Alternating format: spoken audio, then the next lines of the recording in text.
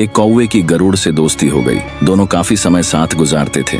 उनमें मित्रता इतनी गहरी हो गई थी कि आपस में कभी कोई बात नहीं छिपाते थे।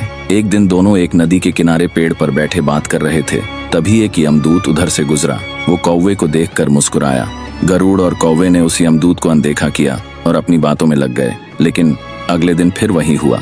दोनों बातें कर रहे थे, तभी वही यमदूत फिर उधर से गुजरा। वो फिर कौवे को देखकर मुस्कुराया। इस बार कौवे को कुछ शंका हुई। उसने गरुड़ से कहा कि ये यमदूत मुझे देखकर कल भी मुस्कुराया था और आज भी वैसे ही मुस्कुराया। कुछ गड़बड़ है, हो सकता है मेरी मृत्यु आने वाली है। गरुड़ ने उसे समझाया कि ऐसा कुछ नहीं है, ये एक संयोग भी हो सकता है, तुम चिंता मत करो। 2-3 और ऐसे ही निकले। रोज यमदूत कौवे को देखकर मुस्कुराता। अब तो कौवे को यकीन हो गया कि निश्चित ही मेरी मौत नजदीक है। उसने गरुड़ से कहा, मित्र मैं मरना नहीं चाहता, लेकिन ये यमदूत जरूर 1-2 दिन में मेरे प्राण निकाल कर ले जाएगा।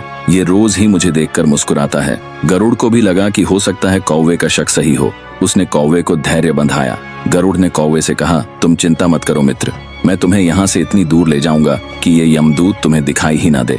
गरुड़ ने कौवे को अपनी पीठ पर बैठाया और उस जंगल से हजारों किलोमीटर दूर कैलाश पर्वत पर ले गया। दोनों को अब ये डर नहीं रहा कि यहाँ कोई उन्हें परेशान कर सकता है। लेकिन वे जैसे ही कैलाश पर्वत पर पहुंचकर एक गुफा तक पहुंचे, वहां वो यमदूत पहले से ही मौजूद था। उसने कौवे को देखते ही उस पर पाश फेंककर उसके प्राण निकाल लिए। गरुड़ देखता रह गया। उसने यमदूत से पूछा, तुमने इसे मारा क्यों?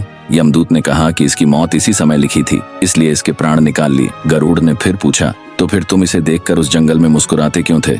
इसे मारना ही था तो वहीं मार देते। यमदूत ने जवाब दिया, इसकी मौत कैलाश पर्वत पर ही लिखी थी, लेकिन 4-5 दिन पहले इसे उस जंगल में देखकर मुझे ये आश्चर्य हो रहा था कि ये इतने कम समय में वहां पहुंचेगा कैसे, क्योंकि इसके पंख भी छोटे हैं और ये लंबी उड़ान भी नहीं भर सकता, तो हजारों योजन दूर कैलाश तक ये पहुंचेगा कैसा? यही सोचकर मैं रोज मुस्कुराकर गुजर जाया करता था। लेकिन भाग्य देखो, तुम इसके परम मित्र ही इसे यहाँ तक इतने कम समय में ले आए।